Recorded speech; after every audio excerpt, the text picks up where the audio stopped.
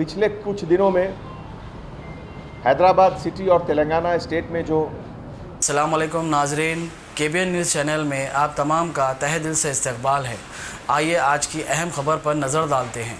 पिछले कुछ दिनों में हैदराबाद सिटी और तेलंगाना स्टेट में जो कोरोना का स्टैटिस्टिक्स बाहर आया है, अगर आप उसका कंपैरिजन दूसरे स्टेट से करें तो महाराष्ट्र, उत्तर प्रदेश, राजस्थान, दिल्ली, इन सब स्टेट के कंपैरिजन में तेलंगाना स्टेट में कंट्रोल बहुत अच्छा है। लेकिन इसका मतलब ये है कि हम लोग को लॉकडाउन इसी तरीके से कंटिन्यू रखना है कुछ दिन और।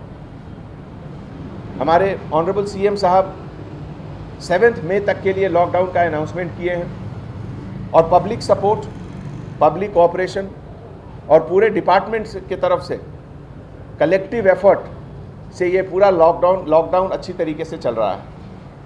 इसी समय जो इसेंशियल आइटम्स का मूवमेंट है, खास करके गरीबों के लिए, लेबरर्स के लिए, वो बहुत ज़रूरी है और हमारे हर पुलिस स्टेशन में इसकी सुविधा, इसका अरेंजमेंट है।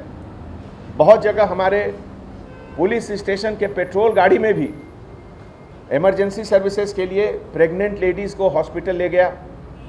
बहुत जगह जो लोग कुछ भूखे थे, जिनको खाना नहीं मिल रहा था, उनको 15 दिन का राशन भी दिया गया पुलिस स्टेशन की तरफ से, पुलिस स्टेशन की गाड़ी में।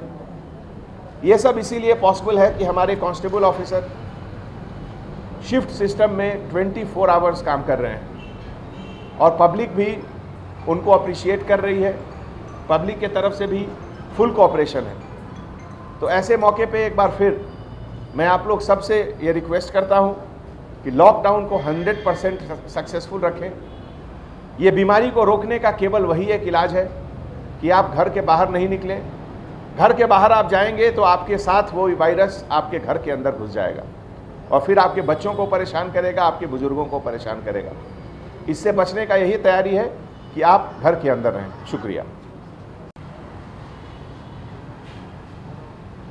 रमज़ान का महीना बहुत पाक महीना है। सबसे पहले तो मैं आप सभी को इसकी मुबारकबाद पेश करता हूँ। आज से 1 महीने जो एक बहुत अलग किस्म के माहौल में इस बार हम लोग रमज़ान में हैं, तो मुझे किसी बुज़ुर्ग ने बताया कि शायद इसका ज़िक्र पहले भी हुआ है, हदीस में भी इसका ज़िक्र है कि अगर कहीं वबा है तो आप उससे कैसे निपटे।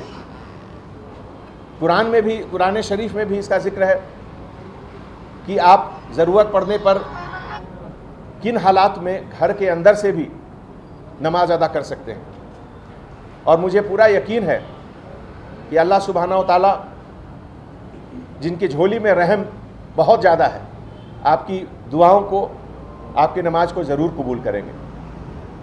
आज की स्थिति में बाहर निकल के कहीं जमा होना वो बिल्कुल मुनासिब नहीं है।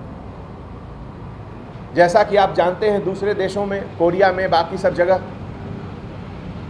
गैदरिंग से ही फैली है ये बीमारी। यहाँ भी बहुत लोगों को गैदरिंग से ही हुआ है हिंदुस्तान में। तो वैसा मौका फिर नहीं आए।